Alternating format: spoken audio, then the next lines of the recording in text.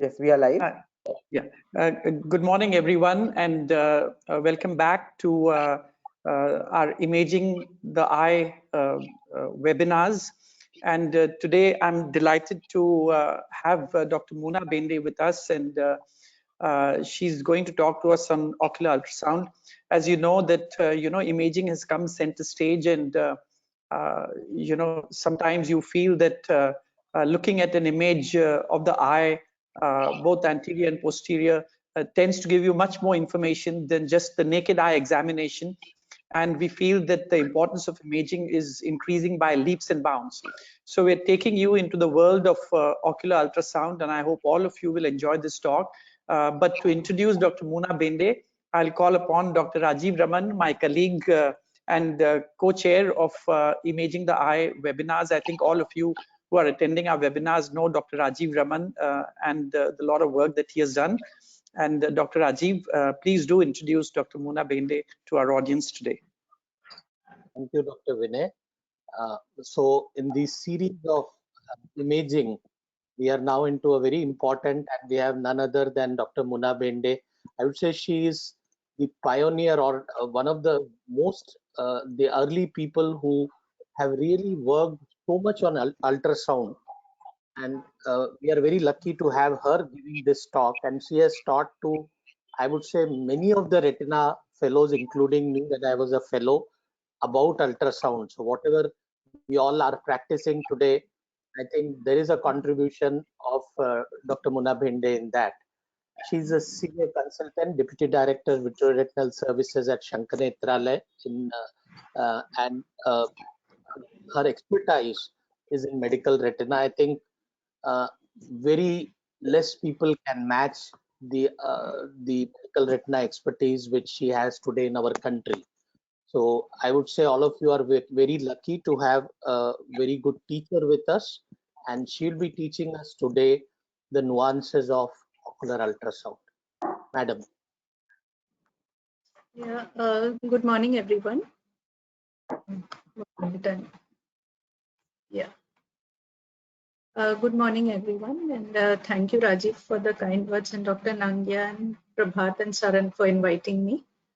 I'm just going to share a few basic principles of ocular ultrasound with some examples, which will show you how important it is to assess your patient along with doing the ultrasound and how it helps you in management. So I think you can see my screen, right? Yeah. Yes, ma'am. Yes, ma'am. You can go ahead. 1 minute. My screen is not moving. Yeah. So ocular ultrasound is, or any ultrasound, is based on the piezoelectric phenomenon, where energy from a vibrating crystal converts to electrical energy. Dr. Mona, can I just interrupt? Yeah. We'd like to see you on the screen, actually. Please switch on your webcam also so that we can see. 1 minute. Okay, yes. I'm trying to get used to this new little tool at the bottom. So, sure. Yeah, you can?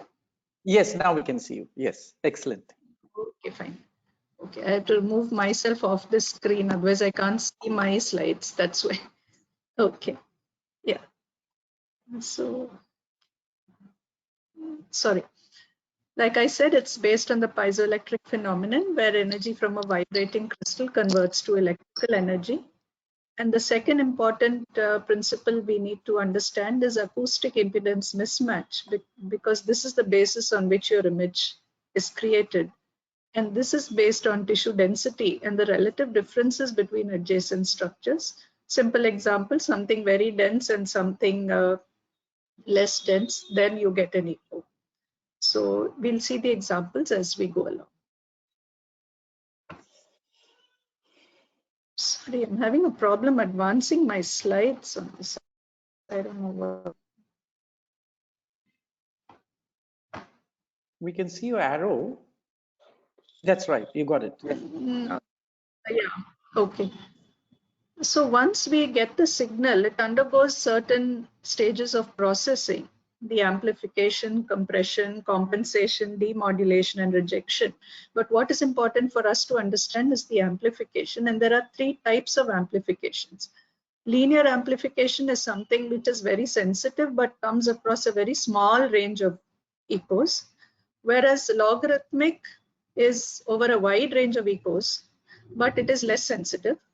So we come to a compromise with the S curve, which is a combination of a wide range and a sensitivity. So this is the way the signal is processed and amplified for us to interpret.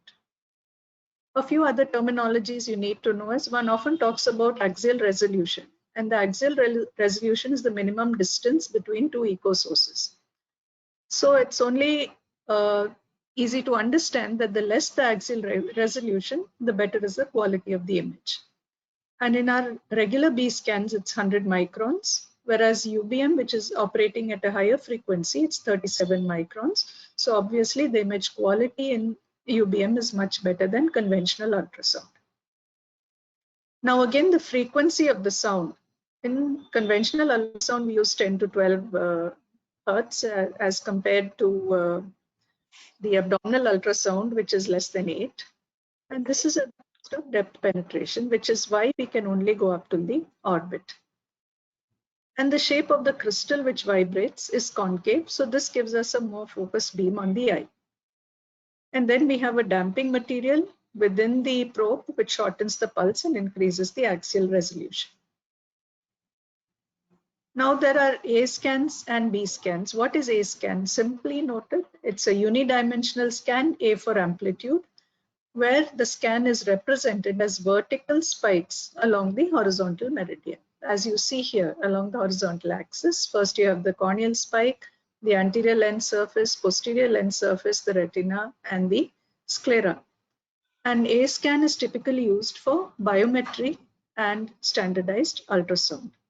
So this probe frequency is more or less the same, but the amplification in biometry is linear, whereas in standardized ultrasound, which we use very little, it is S-shaped. B scan is something that most of us ophthalmologists are used to interpreting, and B stands for brightness. And this is a two-dimensional scan, unlike the A scan. The frequency of the probe, as I mentioned earlier, is 10 to 12 megahertz, and the amplification we tend to use is logarithmic or S-shaped. Linear is not much use in the B scan. And standardized echography, which is a terminology that you may often hear, but that's something we use very rarely. It's a combination of the standardized A scan as well as a contact B scan. So coming to the indications and techniques. The indications could be eyes where the media is opaque and you have no idea what's inside. And this can be opacities anywhere. It could be an eye which has had a total tarsorrhaphy, an eye with a corneal opacity, a high femur, small pupil, cataract, or opacities in the vitreous gel. Whereas it's equally important in eyes with clear media, especially in inflammations where you would want to measure the choroidal thickness. You want to study the characteristics of an intraocular mass lesion. In an oil-filled eye, you may want to know whether there is a retinal detachment or not. We occasionally use it for optic nerve abnormalities, though usually now people prefer the MRI. And it's invaluable in evaluation and documentation of trauma, especially if there's an intraocular foreign body. Cases where you would like to identify a diffuse choroidal hemangioma when the other eye is normal and clinical features may not be so obvious. It used to be used extensively to study the extraocular muscles in the orbit, though it's a little less fashionable to do it now, but at a pinch it is definitely useful. And of course, to confirm biometry findings. So basically, if you were to do an ultrasound, the first thing is know the history, clinical examination, be sure you know what you're looking for. The basic positions, as I'll show you as we go along, and patient preparation in terms of keeping the eyes closed and using a coupling gel. We do a B scan followed by an A scan to study the reflectivity of the lesion. We do the intraocular study followed by the orbital study, do the necessary measurements, and most important, compare with the other eye. Because very often things like intragel echoes and orbital scans, things can be so variable that unless you compare with the other eye, it may be difficult to interpret. Now coming to the B scan probe, this is the probe we use. There is a transducer within this probe that oscillates along the plane of the marker, either towards or away from it.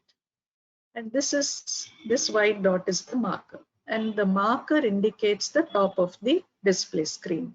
So if you have the marker facing upwards, then you see that the superior part forms the top of your display screen and the bottom is 180 degrees away. And the probe tip has a white line on the far left side of the B-scan display. So this is the indicator that this is the probe tip, this is the marker, and we have different probe orientations. The most important for you to start with is the axial scan, because this gives everything in perspective. You have the cornea, you have the lens, you have the optic nerve all in a single straight line. Here you see a horizontal axial scan where the pointer of the probe is facing nasally. This is a magnified view. Then you have the transverse or the horizontal scan. And here you see that the patient is looking up. You have the probe placed below the lids. The marker is pointing nasally, and this gives you the lateral extent of a lesion. So here it is the lateral extent of the lesion. You may or may not see the optic nerve in this scan. And this is a magnified view showing the method of probe placement. Similarly, you can keep it on the upper lid as well. And these are the various areas that can be examined by the different scan planes. Then we have the longitudinal or the vertical scan. Notice here that the pointer is up, pointing superiorly. The probe is placed over the lower lids. We are scanning the upper part of the orbit. This is the upper part of the orbit identified by the superior rectus. And this gives you the specific clock hour and the anterior-posterior extent of the lesion. So this is another image showing the probe pointer. Always make sure that your pointer is visible. Now this is a normal scan. You can see this is an axial scan where you see the lens, the vitreous cavity clear, and the optic nerve shadow in the same frame. This is not an axial scan. Again, this is not an axial scan. This is one of the transverse and horizontal scans. Now we know what a normal ultrasound looks like. What are the abnormal echos? They could be either dots, they could be membranes, or they could be mass lesions. And as you see, these are all dots, but the dots could be distributed evenly throughout the vitreous cavity and very low intensity, indicating that this could be fresh vitreous hemorrhage. The dots could be layered at the back here. As you see the straight line configuration, most of the time patient is supine. So you see that the blood gets layered on the posterior globe wall, and you see it as a straight line configuration. If you see this, make the patient sit up, and this layering moves down, indicating that it's fluid blood. This very dramatic, actually fairly benign. These very high reflective discrete dots in the vitreous cavity, separated from the globe wall by a very clear echolucent space, is actually asteroid hyalosis. Looks dramatic but very innocuous. Whereas this is the most dangerous. You have dots which have aligned themselves into membranous configurations, and these membranes are very typical of severe inflammation or endophthalmitis. And the dots could be distributed differently, as you see here. This is a membrane attached to the optic disc, which is undulating, low reflective, freely mobile, and all the dots are in front of the membrane, indicating that these are intragel echos. Whereas in the second picture, you see there is a membrane attached to the posterior globe wall, and all the dots are sitting behind the membrane, indicating that these are subhyaloid echos. And again, when you have membranes, you always compare their reflectivity, and the gold standard is the reflectivity of the sclera, which is 100%. And structures that are low reflective are vitreous, and structures which are of 100% reflectivity are the retina and the choroid. Now we also need to look at the mobility.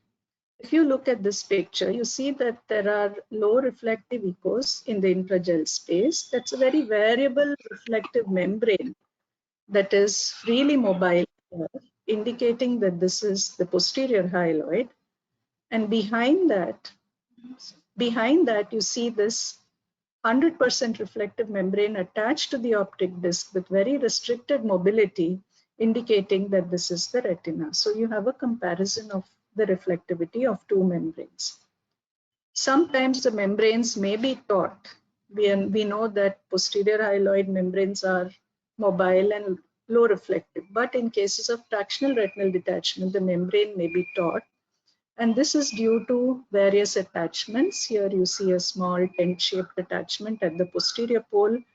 You may have a broad attachment very anteriorly here. You see in the inferotemporal quadrant. And you have this hammock-shaped broad elevation of the retina caused by a pool of high reflective fibrovascular tissue. And these configurations can be seen either in trauma or vascular retinopathies. Now, this is typical. If you look at the top, you would say, yes, this is a total retinal detachment. It's very easy to identify. It's a V-shaped membrane of high reflectivity attaching to the optic disc. But sometimes you can see more than that. Just this picture is not enough. If you scan the picture in another location, you see there is a large discontinuity in the membrane here, indicating that there is the presence of a retinal break. So this is also something that's interesting to look for when you see a retinal detachment. Very often we are able to identify the retinal break as well. This is an example of an elderly gentleman who had a poorly dilating pupil and poor vision, a dense cataract, and low intraocular pressure. This is the Optos image, which shows that there is a retinal detachment. He had a very low intraocular pressure. And this was his ultrasound. Now you see there are three membranes. You see this mobile membrane that is freely undulating, indicating the posterior vitreous detachment. You see a very high reflective membrane attaching to the optic nerve head, which is the retinal detachment. But if you look in the periphery, you see there is another membrane which barely moves at all and does not extend posteriorly. And this is the choroidal detachment. So this is a picture where you see all three membranes and you see the relative reflectivity as well as mobility, which helps you to identify. Now, this is a young male who came with the diagnosis of Terson syndrome following a road traffic accident and subdural hemorrhage. He had vitreous hemorrhage in the right eye, which you can see very well in this scan here. But what you see across the posterior pole is this high reflective membrane stretching from the disc to the temporal side. You see it here as well. And this was suspected to be a posterior pole shallow retinal detachment. And during surgery, after clearing of the blood, you see the circular area here. And you see there is a very shiny, transparent membrane which corresponds to the membrane that was seen preoperatively. There are traces of blood at the border. If you look further, you see the membrane is shiny and undulating. This was actually an internal limiting membrane detachment that could be picked up very well on the preoperative ultrasound and is typical in Terson syndrome. Now, this is a patient who was a high myope and had a history of trauma. There was vitreous hemorrhage, fundus view was not visible. And you see this undulating, very high reflective membrane, almost with serpentine movements and no particular attachment anywhere. Now, this is very typical of a large, giant retinal tear. And if you see this picture, this was the patient who underwent surgery. And after clearing of the blood, now you see that this was almost a 3-quadrant giant retinal tear that could be easily identified on the preoperative ultrasound. This is an example of a young boy who presented to the emergency with acute trauma. He had a corneal tear with iris prolapse, a total hyphema following primary corneal tear repair. The ultrasound was done, which showed this high reflective membrane almost extending up to the optic disc, along which was convex in configuration, high reflective echoes behind it, and a small echolucent space behind the globe contour. Now, if you look at this, this is very typical of a hemorrhagic choroidal detachment and not unknown in cases of injury. And there is always a question of when do you operate. Usually we operate when the pressures are high or when there is a kissing choroidal detachment where the vitreous cavity itself is obliterated. In this case, the patient was observed and you see post-operative day 3, you see that the choroidal detachment has reduced in size. Post-operative day 6 further reduced in size and now has a concave configuration, again extending posteriorly, which is typical of hemorrhagic choroidals, unlike serous choroidal detachments, which are limited by the vortex ampullae. And this patient subsequently did well with just observation, and systemic steroids did not require surgical evacuation. But sometimes when you have a choroidal detachment like this, which is massive, like I said, almost obliterating the the vitreous cavity, you need to look for evidence of clot lysis. And this is where you look for areas of echolucency indicative of clot lysis. And generally about 30% of clot lysis is a good time when you can plan your drainage. However, sometimes cases post-trauma and with vitreous hemorrhage may occasionally spring surprises, like this gentleman who presented with a history of vitreous hemorrhage, and he had no light perception. The ultrasound showed there was a hemorrhagic retinal detachment, and if you look carefully, there was a mass lesion hidden within this. This is where you need to look carefully for the variable echoes within the lesion and scan the entire area carefully. If you look here, the clot is very irregular in shape, but the mass lesion here is very smooth, has a very smooth contour. It is seen better in this picture. The patient was suspected to have a tumor, choroidal tumor, underwent a PET scan and was found to have multiple metastases. This was actually a choroidal mets and not a primary. Now coming to mass lesions, they could be solid, they could be cystic, they could be homogeneous or heterogeneous based on their internal structure. One needs to look for associated features like this patient had hemorrhagic retinal detachment. We need to identify the structure of origin and also the structures involved. And one important feature of a mass lesion is attenuation. Attenuation is nothing other than absorption of sound as the sound beam traverses across the vitreous cavity. And if you look at this case, which is very typical of a choroidal melanoma, you see this mushroom-shaped lesion. The initial lesions are very high reflectivity, but there's a gradual, steady decay of the echoes towards the base. When you see the base is almost looking very low reflective. This is very typical of homogeneous lesions. Another feature typical of melanoma is the presence of retinal detachment at the edge of the lesion. Whereas if you have a large tumor mass like this retinoblastoma, because of areas of necrosis and calcification, the sound attenuation is minimum, and you see multiple irregular echoes on the A scan. And these are areas of calcification within the lesion, which is a very typical feature of retinoblastoma that you need to look for. Now, this is a patient, you see the media is absolutely clear, but in cases of mass lesions, you need to do an ultrasound. There's a brown pigmented mass lesion infratemporal to the fovea, and you see the ultrasound, it shows a typical dome-shaped mass lesion with acoustic hollowing at the base. We're able to take the measurements. Note that the measurements are taken from the surface right down to the base here and the widest extent of the mass at the base. You see the steady decay of A scan spikes, indicating that this is a very homogeneous, densely packed tumor. This is the fluorescein and the MRI. They all confirmed the tumor mass lesion, and the nucleated specimen showed the densely pigmented melanoma lesion.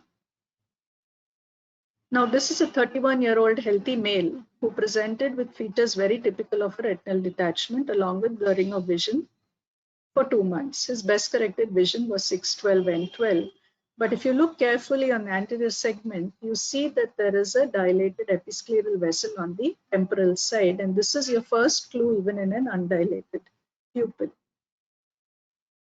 And with the pupil dilated, you see that there is a mass lesion seen retrolenticular.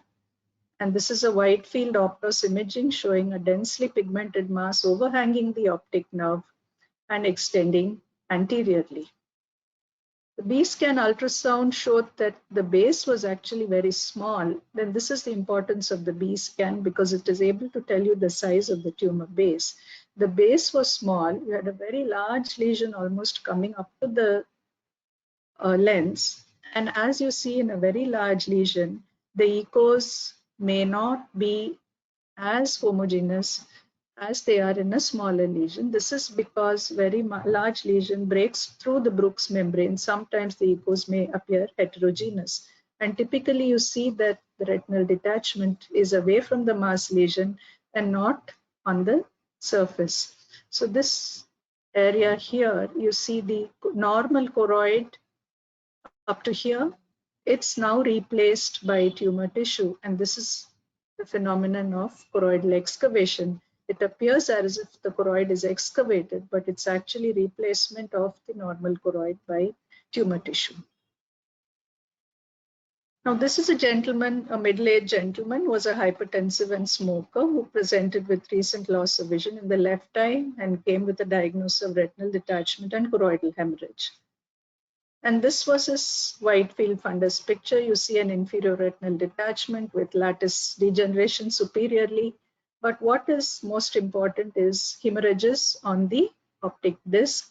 And if you look carefully behind the detachment, there is an irregular shaped choroidal elevation. And this was the ultrasound. Note, in contrast to the patient with the melanoma, the retinal detachment extends on the surface of this large, irregular, lobulated mass lesion.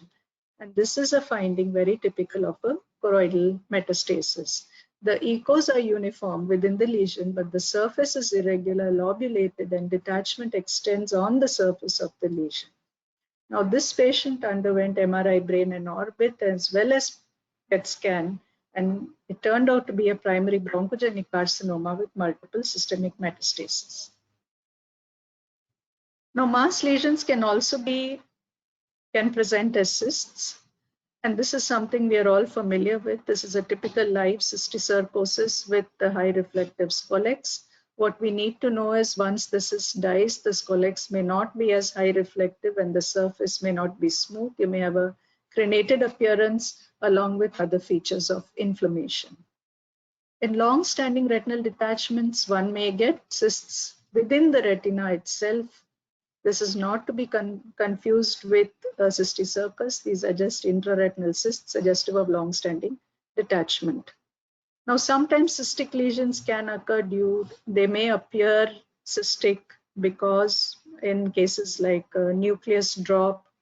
But in this situation, where you see what appears to be a high reflective cystic lesion, look at the scan plane. This is an oblique or a transverse scan plane. Now change your scan plane and you find that is actually the closed funnel of a retinal detachment. So this is something you need to look at. Look at the orientation of your scan, look at the whole picture before you make a diagnosis.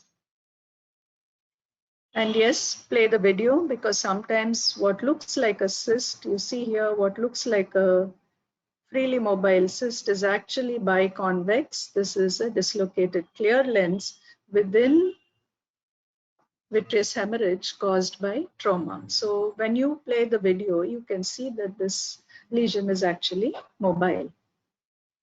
Another phenomenon we need to understand in ultrasound is shadowing. And shadowing occurs in lesions which are high reflective.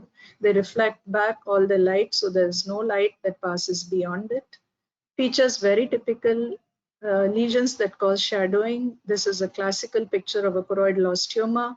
You notice here the gain has been reduced significantly and only this plaque-like calcification is seen. No echoes are allowed to pass beyond it. And this is the phenomenon of shadowing. This is a patient where a fracture orbit, where the fracture fragment was indenting the globe. Again, you see shadowing behind it. Which now brings us to a phenomenon called time gain compensation, or an adjustment we do to image structures beyond areas of shadowing or image deeper structures. This is a standard scan where you see this is a normal study where you see some intragel echoes and you see that the echoes taper off into the orbit, so the view is not very good. So in time gain compensation, what we do is we dampen the echoes coming from the vitreous cavity so that we are able to see the orbital structures much better. And this is something that is adjustable on many systems in different ways. This is important when you want to study the orbit. This is a normalized, so the changes are not so dramatic, but if there are intraocular findings, these changes become more important. You're able to study the orbit much better. And this is what helps you to look beyond the shadow. This is a patient who was treated with transpupillary thermotherapy for choroidal melanoma and was followed up for many years, judged to be systemically stable. And this was his ultrasound showing shadowing here caused by the TTT scar. But when we change the time gain compensation, look at the scale here. Now we've raised the echoes, we've raised the time gain compensation at the back, and it shows that it's not really shadowing, it's actually a echolucent mass lesion because you can see beyond it as well. And this is what I meant by comparing with the other eye. You see that this structure is not seen in the other eye. This patient underwent evaluation and was found to have an extrascleral extension of the melanoma.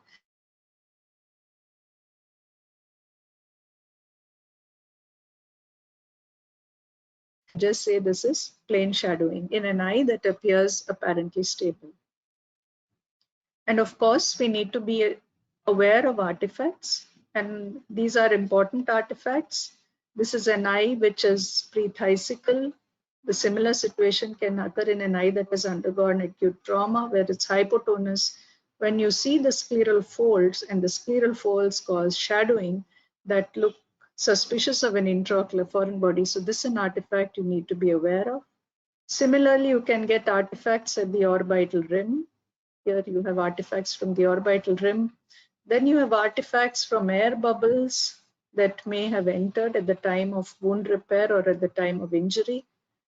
And artifacts due to the orbital rim can be changed by moving your probe position. The air bubble would move with the change in head position and obviously would reduce the next or subsequent days.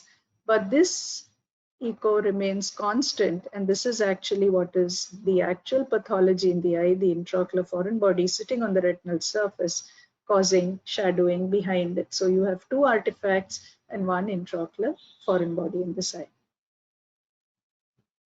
Coming to intraocular foreign bodies, the phenomenon of reverberation that is typical of a small regular foreign body or a metallic foreign body. Now, this is a patient with multiple foreign bodies, and these foreign bodies are spherical in nature. Spherical foreign bodies tend to give good reverberation echoes, and this is also seen in air bubbles. You see the reverberations are very good, whereas if you have a small irregularly shaped foreign body, you may get just a small comet tail artifact as you see here. So different types of reverberations can give you different types of foreign bodies can give you different reverberations. Non-metallic foreign bodies, very large foreign bodies may not be easily picked up. And when you have foreign bodies, you need to look for associations, like you have this patient with a foreign body here. You see the shadowing and reverberations behind it, causing an appearance of a second foreign body in the orbit. The patient has a choroidal detachment and the patient has vitreous hemorrhage. So all these things can sometimes cause difficulty in identifying the foreign body, which is probably the most important identification required in an eye with acute trauma. Here again, you see vitreous echoes tapering towards a point on the globe wall, indicating the track the foreign body has taken. You see the high reflective foreign body sitting on the retinal surface. So this ultrasound gives you a lot of information that can help you plan your surgery. As I mentioned, sometimes associations may be difficult to find because of the large number of echoes that you see in trauma. So you need to enhance the image. And how can we enhance the image? By adjusting the gain. Now, the gain is basically the intensity of the returning sound. And you can adjust the frequency if you want to look at more anterior lesions, which is out of the scope of today's talk. Sorry.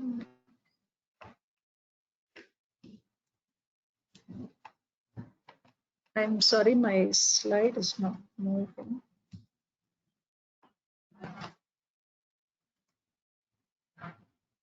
can Just try a, escaping and then coming back. Escape. I think my system is hung. I'm not able to move anything. One. I'm sorry. Just hold on a Yeah, you can press escape.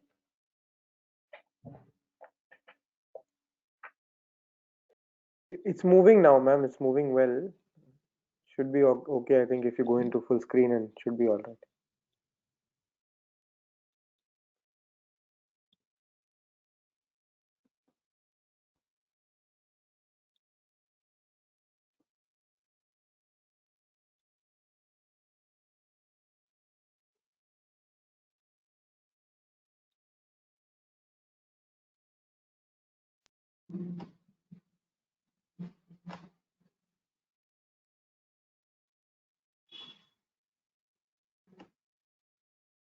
Okay.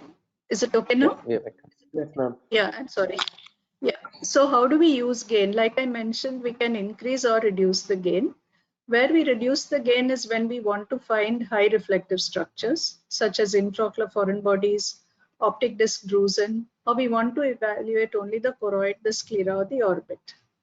Whereas in cases where you're looking for vitreous opacities, one may need to increase the gain, and this is specifically in patients with fresh vitreous hemorrhage, where structures may appear echolucent. This is an example of a typical case of acute trauma, which I think all of us have seen, where you have high reflective echoes, low reflective echoes, membranes of all kinds, and somewhere in the middle you may be suspecting an intraocular foreign body. And this is where you reduce the gain, and you see that most of the other echoes go away, and the foreign body with the shadowing behind it becomes evident. So this is something you need to use, especially if you have cases of trauma.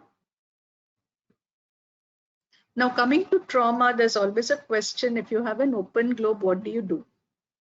Someone will say, I want to get an ultrasound done. Someone will say, I need a CT scan, but it's not possible. So are there any ways in which you can do it? And why is ultrasound important? Now, this is a gentleman who presented 2 days after a road traffic accident with a doubtful light perception and injury with glass pieces, suspected intraocular foreign body, as well as obvious endophthalmitis. So how do we do an ultrasound in this patient? Why is it important? Because we have a foreign body, we had an open wound, already a 2-day delay, and the presence of endophthalmitis. This was the patient 2 days later, he was thinking about having surgery, and you see how things have changed within 2 days. You see the vitreous membranes have increased, and you see this foreign body inside here. You see the large amount of inflammation that has worsened due to the delay. So one thing you can do is put copious amounts of gel over the closed lids, which reduces your pressure on the globe. But we know that gel is not, we're not sure of the sterility of the gel, especially if the patient with a clean, fresh wound. So you can use Tegaderm, and Tegaderm is easily available in most surgical centers. You can just place the Tegaderm over the closed lids, and then you apply your gel over it and peel off the Tegaderm at the end. And you can see this is the eye which is examined without Tegaderm, and this is the picture you get with Tegaderm, indicating that you get fairly good information in an emergency situation. This is something you can use. Now, occasionally we do an ultrasound just for documentation, and this patient has obvious siderosis. I don't think I need to tell anyone about it. And fundus picture shows there is a foreign body lying on the retinal surface. The ERG is typical of siderosis, but we do need some documentation because we know that these kind of patients can throw a huge inflammation and even lose the eye post-surgery. So this patient underwent an ultrasound documentation. You see here the gain has been reduced significantly and just picks up the foreign body lying on the retinal surface. So it's not so simple because ultrasound and foreign bodies, you can get both false negative and false positive results. False negative when the foreign bodies are small, and interestingly when they're very large because you don't get interfaces. Foreign bodies of wood or vegetable matter, long-standing metallic foreign bodies may lose their characteristics. And often you have to suspect foreign body in the orbit if the history is suggestive, but you can't see the foreign body. And because orbital structures are high reflective, sometimes the high reflective foreign body can be missed. False positives I've already shown you. You can get air, you can get gas bubbles, and also lens matter or a dislocated intraocular lens. So these are the false negative and false positive foreign bodies that you need to look for.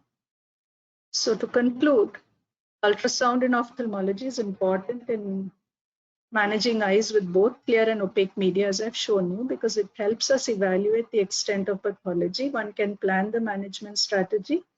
It's important as a follow-up tool, as you saw in the suprachoroidal hemorrhage, medico-legal issues, even if the foreign body is visible. And most importantly, we can easily perform it in our clinic. So thank you for inviting me. And I thank all my colleagues and numerous batches of fellows who provided images for this talk. Thank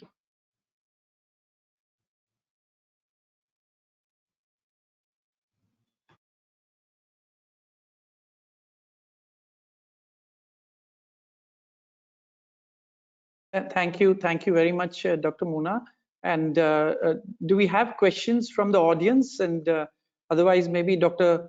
Rajiv or Dr. Sarang can put in some questions and help to begin the discussion. Any questions are there? So, chat box, let me see. Not yet, sir. Not yet. We're just waiting for the We question. don't have any question. So maybe I can ask. I'm so happy that I can ask. Please. Yeah. So I just wanted to ask Dr. Muna that she's mentioned about the possibility of doing ultrasound in soft eyes that have got perforating injury. And hello, is my voice not clear? It's clear. I can hear. It's clear. Okay. So is there you do feel that this is something that we should do perhaps on a routine where indicated, and not necessarily be afraid that of doing ultrasound in an eye that has a perforating injury actually? Actually, we do it it's basically the judgment of the clinician. Yes. Because often if you have the ocular structures already prolapsing out, then definitely we would not want to do it. You have to be very gentle. And we have to remember that the gel we use is where sterility is unsure. So you don't want to cause more damage than is already there. But very often there's no access to a CT scan or an X-ray machine in your unit. So it may be necessary on occasion to do it. And if you do it, then I would recommend keeping access to Tegaderm so that it maintains the sterility. You're not adding further damage in terms of introducing infection. Thank you. So the other interesting thought that came to me was that was regarding the images that you showed for that help to diagnose the melanomas actually. So if you took a look at melanomas clinically, how many times would you really need to actually do an ultrasound to help you confirm the diagnosis rather than just clinically? No, I think ultrasound is an essential part of our evaluation for all tumors, because the picture that I showed you of the large melanoma in the young patient, it was actually a very high melanoma. It was not a very wide. You need to measure the tumor base, because especially if you are applying a plaque, then you do need to know the tumor base. You need to measure the height of the tumor, and you need to look at other features as well. So I think if you're going to manage the case, then you need to do an ultrasound. If you're just going to diagnose and send it to someone else to manage, then things may be different. Right. And what would be the most common differential diagnosis on ultrasound for a melanoma?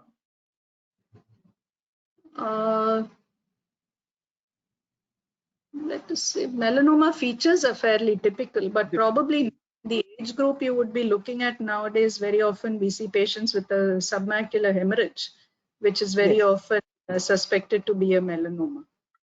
Yes. Rajiv, I think you can take some questions. There are some questions that have come up. Yeah, let me just open The questions window, sir. Look at the question window. Ma'am, just one question before we start. How accurate can talk about cupping on an ultrasound B scan? Optic nerve cupping, sometimes it's a mature cataract. How confident we should be when we see a cupping on a ultrasound B scan? No, I think if you see it, it means significant.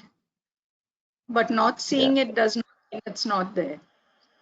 And probably I would say in between there were a few say 20 hertz machines where it was easier to look at the They are able to detect. Yeah. optic nerve cupping. But if you see it, that means I would say it's fairly significant. So we have a question, ma'am, from Baijana Bashal. How to differentiate vitreous hemorrhage and exudates in A scan? Vitreous hemorrhage and exudates, they would be more or less the same. On A scan, I would say depending on the intensity of the vitreous hemorrhage, the age of the vitreous hemorrhage, because older vitreous hemorrhage, you see it easily on ultrasound, the echoes are high reflective, whereas fresh vitreous hemorrhage is usually very discrete. But I would say it's more of the organization of the echoes, because vitreous hemorrhage, unless it is trauma, rarely forms those membranous web structures that you would see in endophthalmitis. So I would say more of the B scan than the A scan.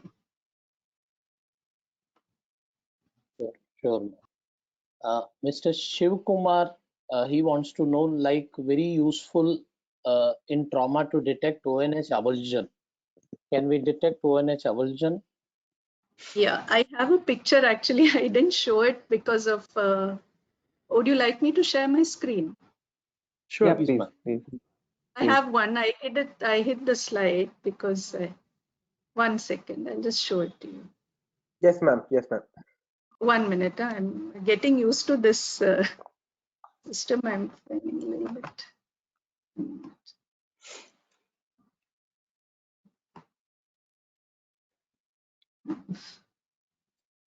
Somehow missed my screen. Okay. I'm sorry. I'm not very used to this system. Can you see my screen? Yes, we can. Yes, ma'am. Yeah. Okay, because I can't see Yes, it. ma'am. The So. thank you slide is on. No, I can't see it. That's so something is wrong. I can only see myself once. Okay. I'm sorry. Yeah, really. No, ma'am. Please take your time.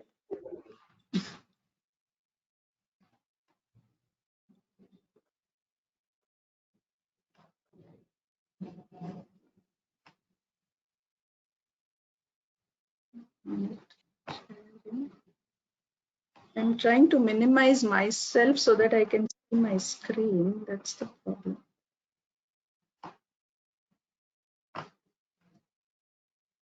How do I make? How do I change the view, Prabhat? Can you help me? Yes, ma'am. You go into sharing again, and you'll get some options trying to tell you which screen you can show. Okay. So, No, but I for can. that, first you need to open up. I'm seeing only myself. That's the problem. No, Ma'am, on I the think you right. can switch off other windows so that you have only those two windows open. Your Okay, face fine. visible Yeah. and Okay. yeah. Yeah. Okay. Okay. I got it. 1 minute. It's always advisable to switch off other windows and performance is better. 1 minute. Yes. 1 second. Because I'd hidden all those slides, so I'll just open it. Normal to come rather than So show the. don't put it on PowerPoint mode. Then those slides may show up. 1 second. I'll just unhide the slide. So.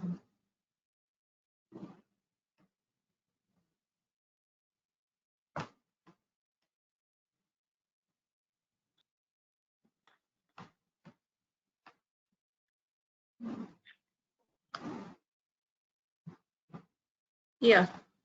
Okay. Can you see my slide? The current slide is ultrasound IOFP.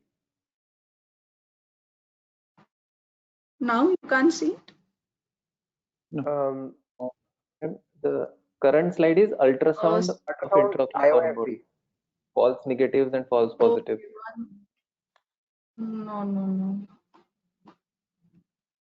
Again? I'm sorry. I think I have to skip this because I can see my screen. Let me see. Okay. It's okay now? Yeah, we Yes. got 11 it. year 11 year female. That slide is there, ma'am. Yes. Wonderful. Okay, Excellent. fine. Yeah. Now, this is a very dramatic picture of an optic nerve avulsion in a young girl with road traffic accident. She had no light perception. And you see the retina is white. There's vitreous hemorrhage that is coming towards what should have been the optic nerve. So if you look here, there is a cavity where the optic nerve actually should be.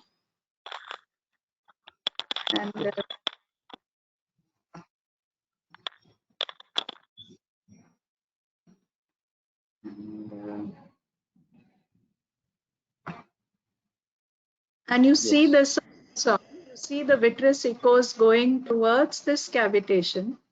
Now, Rajiv, to answer your question, this could very well look like optic disc cupping, which is why we normally don't comment on it. And you see the vitreous going towards the area where the optic nerve should be. The optic nerve is ending here. And you see this cut at the scleral exit. So this is very typical of an optic nerve avulsion. Yes. Very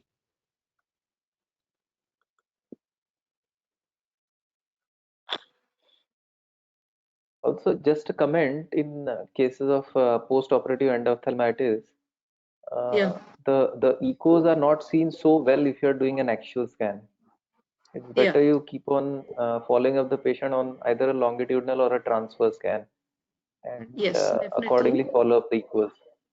Yeah. Yeah, and if it's post-op, initial stages of post-op endophthalmitis, you may see the echoes are more in the anterior vitreous cavity. So it's Yeah. important to play around with the TGC there. The posterior vitreous cavity may be clear. Whereas if you're looking at endophthalmitis following a posterior segment procedure or a trauma, chances are the echoes may be starting from the back. Of course, in very severe cases, the echoes are distributed evenly. Yeah. Thank you. I also wanted to to ask you. differentiate. Sorry, go ahead. Go ahead, Sarang. Yeah. Also to differentiate cases of VKH from posterior scleritis. So in Yeah. cases of bilateral posterior scleritis, the things would be slightly difficult to differentiate. So there you do a B scan, and if at all there is a presence of T sign, then that helps to differentiate between the two conditions. Yeah, just a word about T sign. T sign is traditionally the entire extent of the tenons which is widened, continuous with the optic nerve, which gives the appearance of the T. But in patients Yeah. with posterior scleritis, very often you just have a localized tenons widening at the base. That is something we need to look for. Yeah. I wanted to ask you that if you, I'm sure you must be seeing cases of tuberculomas of the retina or also involving the choroid. Are there any specific features, because you're often wondering what this lesion is, and are you going to start anti-tubercular therapy for this patient? What are you going to do? And does ultrasound have some specific features that might help us, identify these lesions or diagnose them? See, when we wrote our atlas, we did not have OCT. So I did show certain features of tuberculomas, like typically the tubercular abscess, which you can see a fluid level on the ultrasound as well. But now, because we have our enhanced depth OCTs, I think we are looking more at OCT in the initial stages and ultrasound only if we suspect the lesion is very highly elevated or we are looking at some inflammation in the orbit.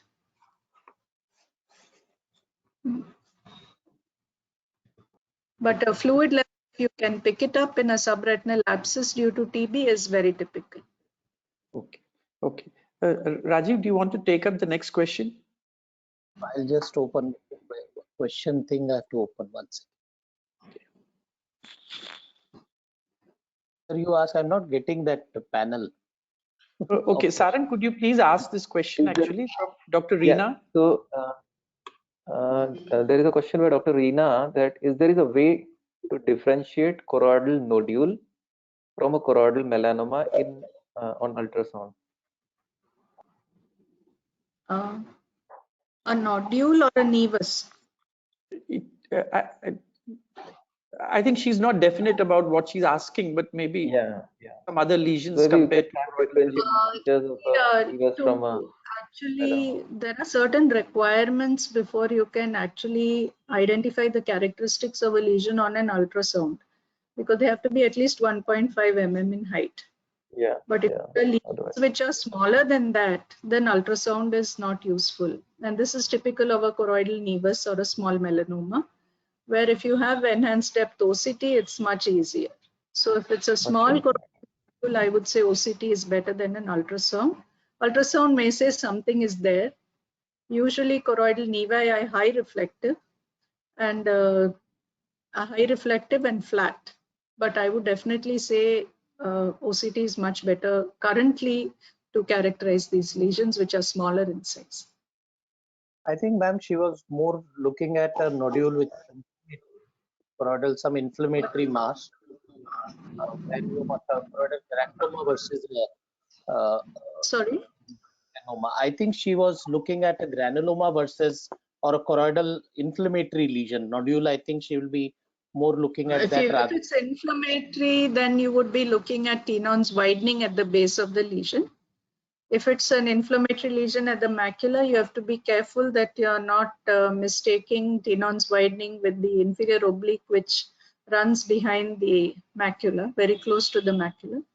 So that's why you always check the other side as well to make sure. But definitely ultrasound, if you're looking at inflammation, a large enough lesion, then it's important to look for the tenons widening or the T sign. Ma'am, a word, if you can tell about the ultrasound guided injections, orbital people sometimes bleomycin. Nowadays they ask many times that. That will just for. Okay, fine. I didn't speak on orbit, but yes, ultrasound guided injections and ultrasound guided biopsies, especially when you have a blood cyst or an orbital hematoma or an orbital abscess. Very often we are called in to do the ultrasound as the needle is being placed into the orbit. What is most important is you do the ultrasound first, ensure you know where the mass lesion is present, examine the patient yourself, and make sure that you are following along the long axis of the needle so that you see it rather than head on. Because if you're looking at it head on, then it's just a single point which you may miss. You also have to carefully monitor the globe contour in the area of the lesion, because sometimes you can get a perforation if the needle goes too close to the globe wall. So probably. I think important tips. These are important tips. Extraocular muscle, as you rightly said, nowadays nobody asks us to look for thickness of extraocular because they get other imaging done, but that's where orbit people sometimes call us. Yeah, what they may sometimes still call you for is to differentiate between a pseudotumor and a thyroid, where in thyroid you have the belly is involved, the tendon is thin, whereas in you have an inflammatory pseudotumor, you have the entire muscle involved. And then, of course, to monitor the size of an extraocular muscle cysticercosis, yes, we are sometimes still called.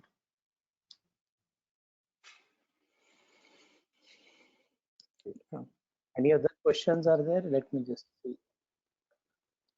No, I think the talk was very nice. So we don't have any more questions. Should we conclude now? Yeah. It's all right. a wonderful talk. It was amazing, amazing. Everybody would be now very much clear about it. When it's more you do, you learn more. I think you have to this recorded version people should listen 2-3 times. Yes, thank you. Thank you so much, Dr. Muna. I think that we all learned a lot from today's talk. It just shows that just having the ultrasound isn't enough. You need to really, persevere and figure out what the instrument is telling you all the time. Actually, you have to learn to talk to it really. Thank you. Thank you, sir. Thank you very much. Thank you, ma'am. Thank you. Thank you. Thank you, sir. Bye-bye.